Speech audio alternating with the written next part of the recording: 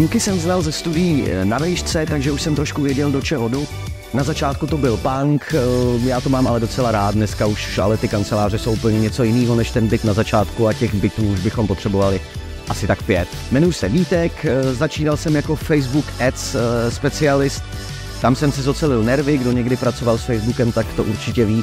Dneska mám na starosti hlavně tvorbu nových e-shopů a na ShopTetu a taky mám pár klientů jako senior konzultant. Ve Philippus Media jsem od roku 2020.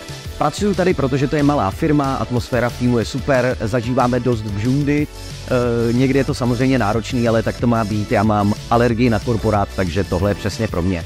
Největší výzva je určitě nekonečné hledání kompromisů mezi představou klienta a realizací na naší straně. Největší překážku asi vypíchnout nedokážu. Chtěl bych, aby lidi věděli, že ten nejlepší e-shop na ShopTetu rovná se Philippus Media.